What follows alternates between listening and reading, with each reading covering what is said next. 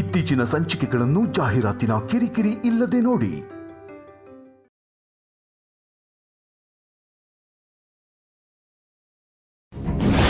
ಏನು ಅಂದ್ರೆ ಇನ್ನು ಎಷ್ಟು ಕಾಲ ಶಾಪ ಹಾಕ್ತಾಳೋ ನೋಡಮ್ಮ, ಆದ್ ಗಾಯನ ಹೊಸದ್ರಲ್ಲಿ ಮರ್ತು ಬಿಡ್ಬೇಕಮ್ಮ. ನಿನ್ ಹೆಂಡತಿ ಮಾಡಿರೋ ಗಾಯ ದೊಡ್ಡ ಹುಣ್ಣಾಗಿ ಕಾಡ್ತಾನೆ ಇದೆ.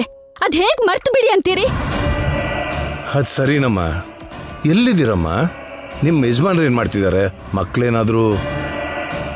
ನಿಮ್ಮಿಂದ ನಾವದೆಷ್ಟೋ ದೂರ ಹೋಗಾಗಿದೆ. ನಾಟಕ ಮಾಡ್ಬೇಡಿ ಪ್ರಸಾದ್ ಅವ್ರೆ.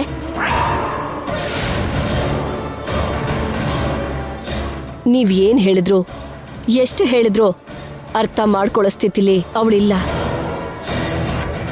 ವೃಥಾ ಪ್ರಯತ್ನ ಬೇಡ, ಬನ್ನಿ ಹೊರಡೋಣ. ವೇದವತಿ ನಿಲಯ ಅಂದ್ರೆ ದೇವಾಲಯ ಅಂತ ಯಾವ ಜನ ಹೊಗಳ್ತಿದಾರೋ ಅದೇ ಜನ ಆದಷ್ಟು ಬೇಗ ನಿಮ್ ದೇವಾಲಯಕ್ಕೆ ಧಿಕ್ಕಾರ ಹಾಕ್ತಾರೆ.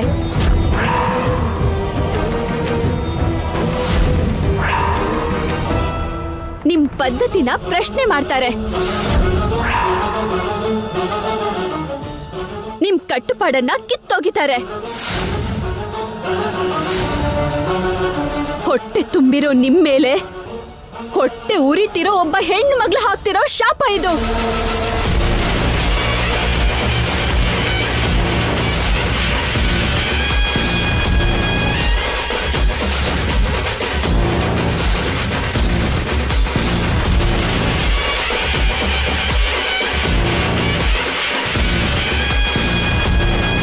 ಕಾಲ ಕಳೀತಿದ್ದ ಹಾಗೆ ಅಪಾರ್ಥಗಳನ್ನೆಲ್ಲ ಮರೆತು ಹೋಗಿ ಅರ್ಥ ಮಾಡ್ಕೊಂತಾಳೇನೋ ಅಂತ ಅನ್ಕೊಂಡಿದ್ರೆ ಇನ್ನೂ ಹೆಚ್ಚಿನ ಹಾಗೆ ಬೆಳೆಸ್ಕೊಂತ ಇದ್ದಾಳೆ.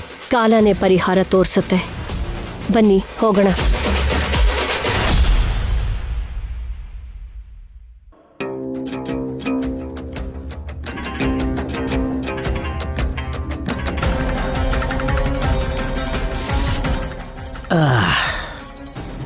ಇವಾಗ ಈ ವಿಷಯ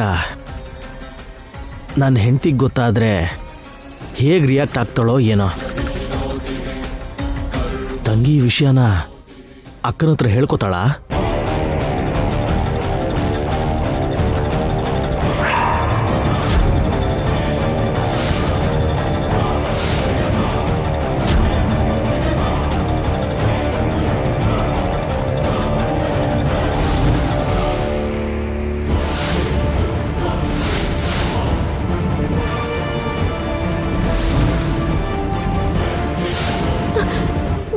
ಬೀಗ ಯಾರು ತೆಗ್ದಿದ್ದು? ಅವನೇ?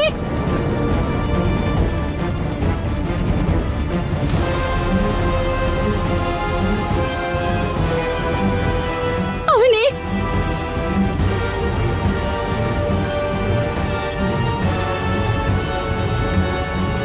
ಅವನೇ?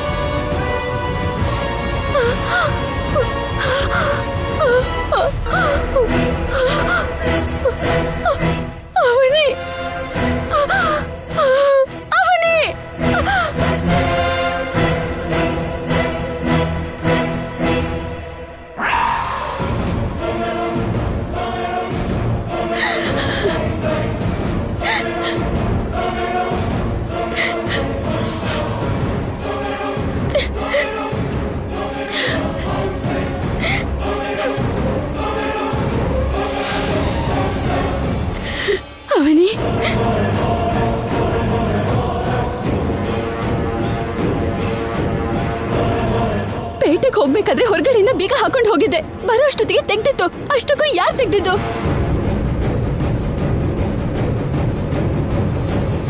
ನೀವ್ ಯಾಕೆ ಇಲ್ಲಿದ್ದೀರಾ? ಅಷ್ಟಕ್ಕೂ ಏನ್ ನಡೀತು ಅವನಿ? ಏನೂ ಆಗಿಲ್ಲ ಅಕ್ಕ, ನೀನೇನ್ ಭಯ ಪಡ್ಬೇಡ. ಸೌಮ್ಯ, ನೀನ್ ಹೋಗಿ ಆಡ್ಕೊಳಮ್ಮ. ಸರಿ ಚಿಕ್ಕಮ್ಮ.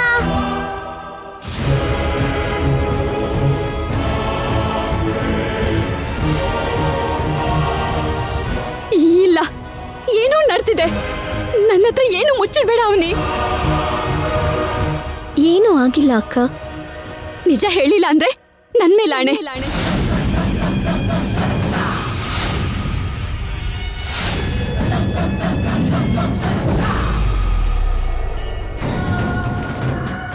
ಯಾಕಷ್ಟು ದೊಡ್ಡ ಮಾತು ಮಾತಾಡ್ತೀಯ ಅಕ್ಕ? ನಿನಗೆ ಕೈ ಮುಗಿತೀನಿ, ಹೇಳು ಅವನಿ.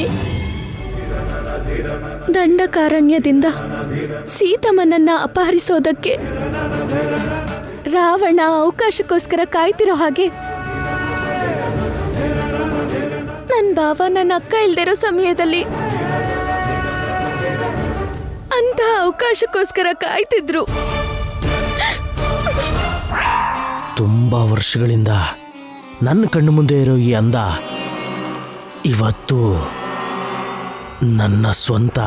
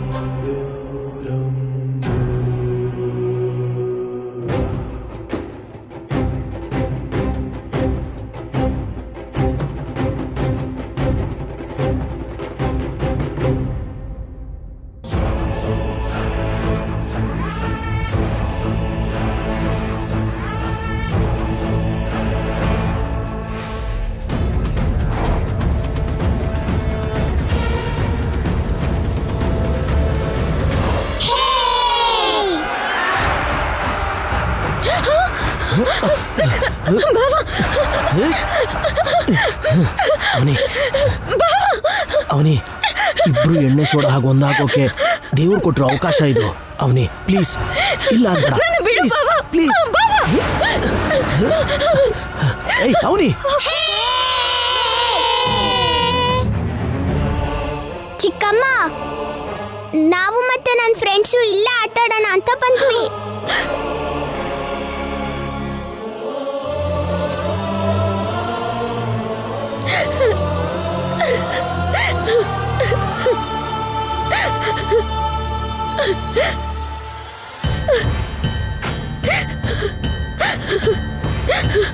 ಏನಾಯ್ತು ಚಿಕ್ಕಮ್ಮ? ಏನೂ ಇಲ್ಲಮ್ಮ. ಒಂದೊಂದ್ಸಲ ದೇವ್ರು ನಿನ್ನಂತ ಚಿಕ್ಕ ಮಕ್ಳ ರೂಪದಲ್ಲಿ ಬರ್ತಾನೆ.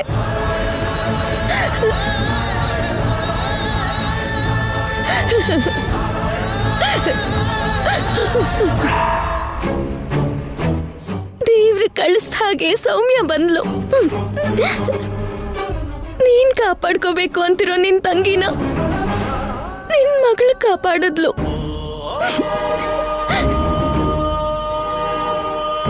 ಭಾವ ನನ್ನ ನೋಡೋ ನೋಟ ಸರಿ ಇಲ್ಲ ಅಂತ, ನಾದ್ನಿನ ಮಗಳ ಹಾಗೆ ನೋಡೋ ಗುಣ ಇಲ್ಲ ಅಂತ ನನಗ್ ಗೊತ್ತಿಲ್ಲ ಅನ್ಕೊಂಡಿದ್ಯಾ ಅಕ್ಕ? ಗೊತ್ತು ಅಕ್ಕ.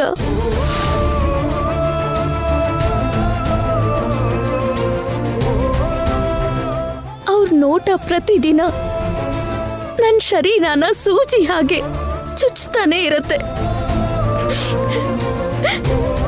ಅವ್ರ ಮನ್ಸಲ್ಲಿರೋ ದುರುದ್ದೇಶ ನಂಗೆ ಯಾವತ್ತೋ ಗೊತ್ತಾಯ್ತು.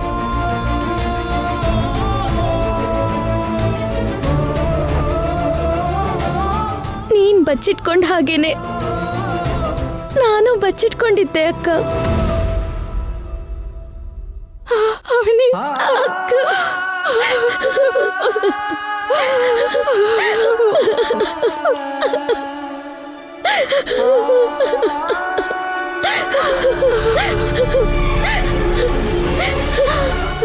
ಈ ವಿಷಯನ ನಿನಗೆ ಹೇಳಿ ಹುಷಾರಾಗಿರಮ್ಮ ಅಂತ ಎಷ್ಟು ಸರಿ ಹೇಳ್ಬೇಕು ಅನ್ಕೊಂಡೆ. ಆದ್ರೆ ನನ್ನಿಂದಾಗ್ಲಿಲ್ಲ.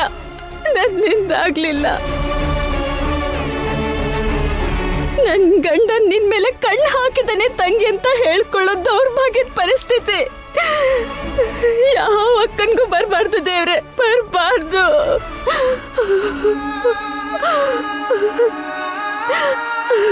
ನನ್ ತಂಗಿನ ಬೇಗ ಗಂಡನ್ ಮನೆ ಕಳಿಸು ಅಂತ ಪ್ರತಿದಿನ ದೇವ್ರ ಹತ್ರ ಬೇಡ್ಕೋತಾನೆ ಇದ್ದೀನಿ.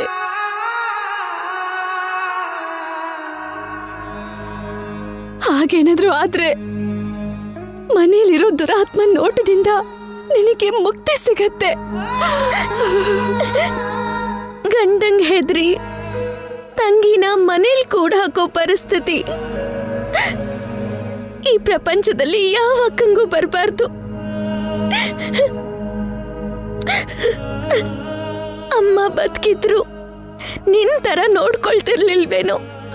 ಅವನಿ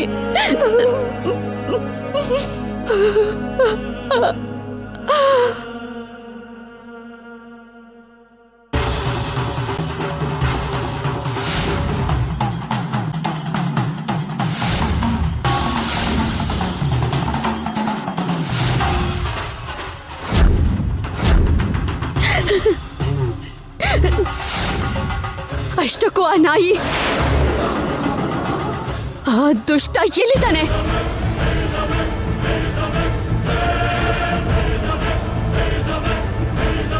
ಅಕ್ಕ,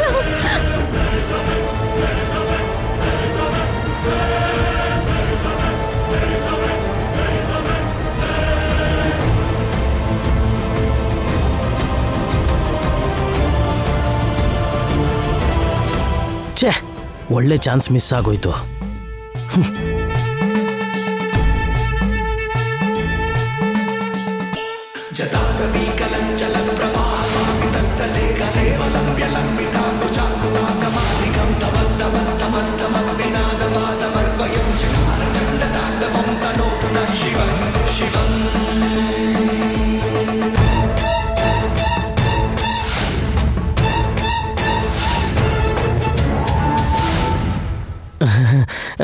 ಬಂಗಾರ, ವಿಷಯ ಗೊತ್ತಾಗಿದೆ ಅನ್ಸುತ್ತೆ. ನೀನ್ ಮಾಡಿರೋ ಕೆಲ್ಸಕ್ಕೆ ಸಹಿಸ್ಬೇಕು ಅನ್ನೋಷ್ಟು ಕೋಪ ಬರ್ತಿದೆ. ಇಲ್ಲಿ ನೋಡು, ಇದು ಇದು ಅಡ್ಡ ಬರ್ತಿದೆ.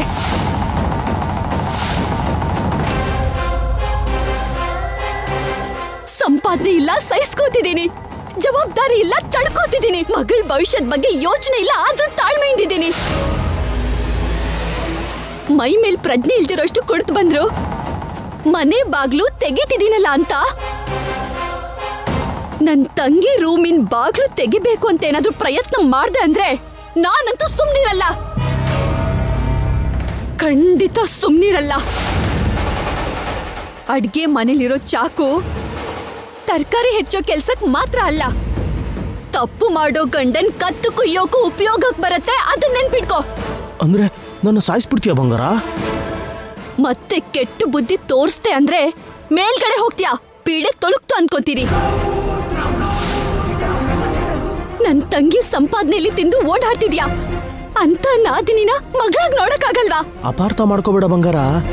ಅಷ್ಟಕ್ಕೂ ಏನ್ ನಡೀತು ಅಂದ್ರೆ, ನೋಡು, ನಿನ್ ನೀಚ ಬುದ್ಧಿನ ನಾನು ತುಂಬಾ ದಿನಗಳಿಂದ ಗಮನಿಸ್ತಾ ಬಂದಿದ್ದೀನಿ. ನನ್ ಮನ್ಸಲ್ಲೇ ಬಚ್ಚಿಟ್ಕೋತಿದ್ದೀನಿ. ಆದ್ರೆ ಈ ಸರ್ತಿ ಮಾತ್ರ ನಿನ್ ಹಲ್ಲು ಉದ್ರಿಸ್ಬಿಡ್ತೀನಿ.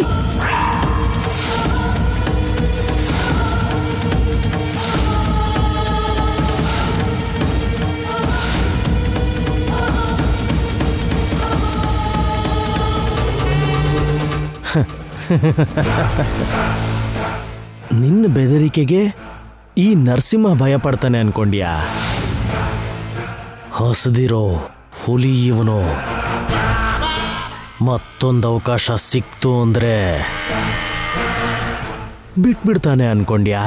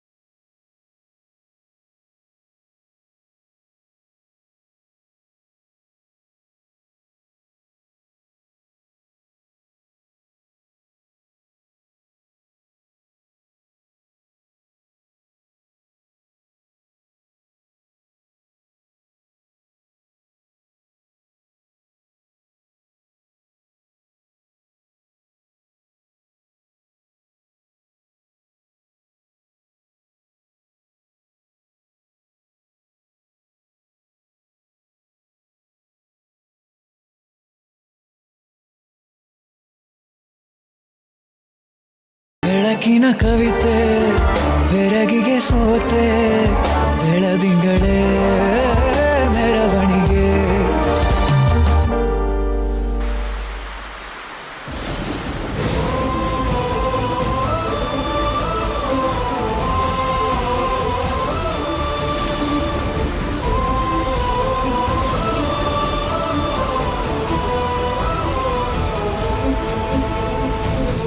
ಎಷ್ಟೊತ್ತು ಅಂತ ಕಾಯ್ತೀಯಾ?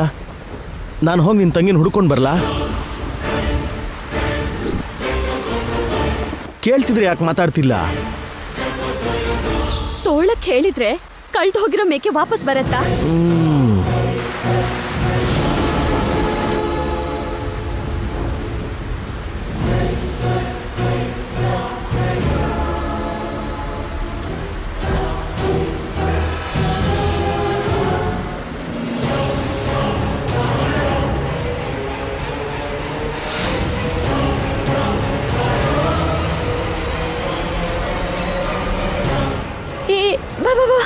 ಬಂದ್ಬಿಟ್ಯಾ?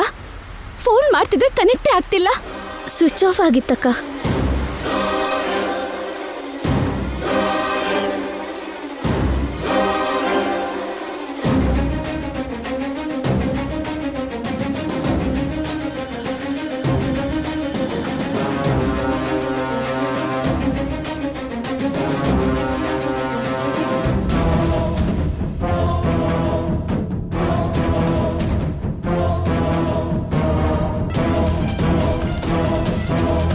ತಲೆ ಒರೆಸ್ಕೊಂಡು ಬಟ್ಟೆ ಚೇಂಜ್ ಮಾಡ್ಕೊ ಹೋಗು.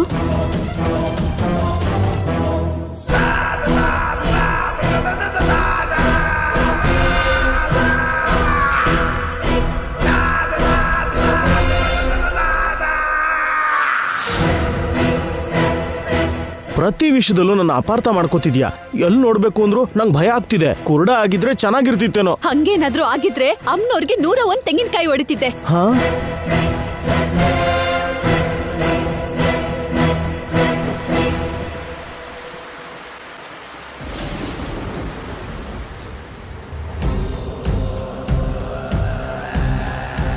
ನಿನ್ ತಂಗಿ ಬಂದ್ಮೇಲೆ ಒಂದ್ ವಿಷಯ ಹೇಳ್ಬೇಕು ಅನ್ಕೊಂಡೆ. ಏನದು? ನಂಗೆ ಜವಾಬ್ದಾರಿ ಇಲ್ಲ ಅಂತ ಅಂತಿದ್ಯಲ್ವಾ, ಅದಕ್ಕೆ ತುಂಬಾ ದೊಡ್ಡ ಜವಾಬ್ದಾರಿ ತಗೊಂಡಿದ್ದೀನಿ. ಏನೋ? ಅವನಿ ಮದ್ವೆ ಜವಾಬ್ದಾರಿ.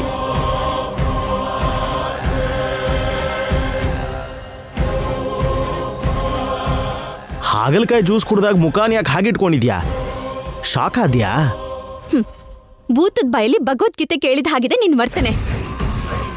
ವಯಸ್ಸಿಗೆ ಬಂದಿರೋ ಹುಡುಗಿ ಮತ್ತೊಂದು ವರ್ಷ ಕಳೀತು ಅಂದ್ರೆ ಅಕ್ಕನ ಗಂಡನೇ ದಿಕ್ಕು ಅಂತ ಜನರು ಕೆಟ್ಟದಾಗ ಮಾತಾಡ್ತಾರೆ.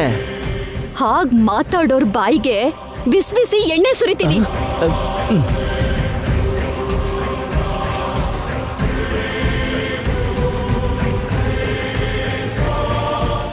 ಸುಜಾತ, ನಿಂತ್ಕೋ. ಅಬ್ಬಾ, ಏನ್ ನಿನ್ ಗೋಳು? ನನಗೆ ಗೊತ್ತಿರೋ ಒಂದು ಸಂಬಂಧ ಇದೆ. ಆ ಹುಡುಗನ್ಗೆ ಯಾವ ಬ್ಯಾಡ್ ಹ್ಯಾಬಿಟ್ಸೂ ಇಲ್ಲ. ಜೊತೆಗೆ ದೊಡ್ಡ ಮನೆ ಅವನು. ನಾಳೆ ಹುಡುಗಿನ ನೋಡೋದಕ್ಕೆ ಕರೆಸ್ತೀನಿ. ಅವನಿಗಿಷ್ಟ ಆದ್ರೆ ಅವ್ರ ಕುಟುಂಬದವ್ರಿಗೆ ಹೇಳಿ ಕಳಿಸ್ತೀನಿ. ಒಂದು ಪ್ರಯತ್ನ ಮಾಡೋಣ, ತಪ್ಪೇನಿದೆ?